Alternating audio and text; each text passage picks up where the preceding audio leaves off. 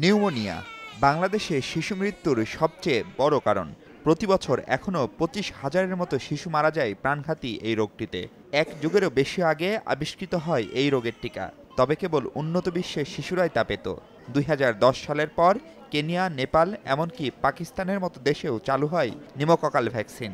সংরক্ষণের উপযুক্ত অবকাঠামো আর নীতি দুর্বলতার কারণে সেই টিকা চালু করতে বাংলাদেশকে অপেক্ষা করতে হলো আরও ৫টি বছর। সিদ্ধান্ত নিয়েছি এটা আমাদের শুরু হতে যাচ্ছে এবং হবে। আসে ম্যালেরিয়া মুক্ত হয়ে গেছে, পোলিও মুক্ত হয়েছে এবং নিউমোনিয়াও এখন কিছু কিছু ক্ষেত্রে হয়তো আছে।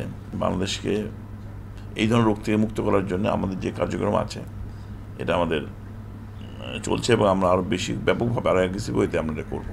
গবেষকরা বলছেন, ম্যালেরিয়া, ডায়রিয়া ও এইডস এই ৩ রোগে যে পরিমাণ শিশু মারা যায় তার চেয়েও এক নিউমোনিয়ায় মৃতের সংখ্যা বেশি। কেবল তাই নয়, নিউমোনিয়ায় আক্রান্ত হয়ে বেঁচে যায় যেসব শিশু, নানা রকম শারীরিক ও মানসিক জটিলতায় জীবনভর ভুগতে হয় তাদের।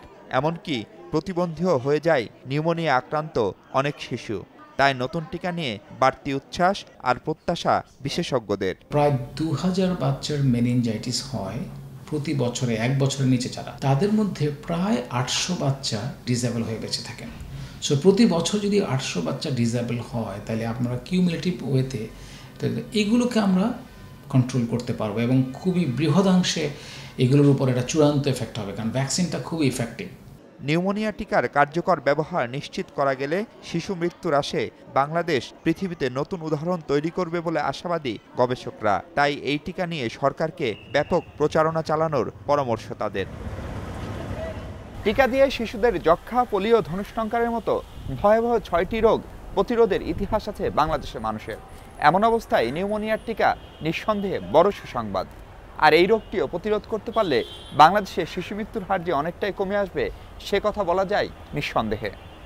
মাহফুজ মিশু, যমুনা নিউজ, ঢাকা।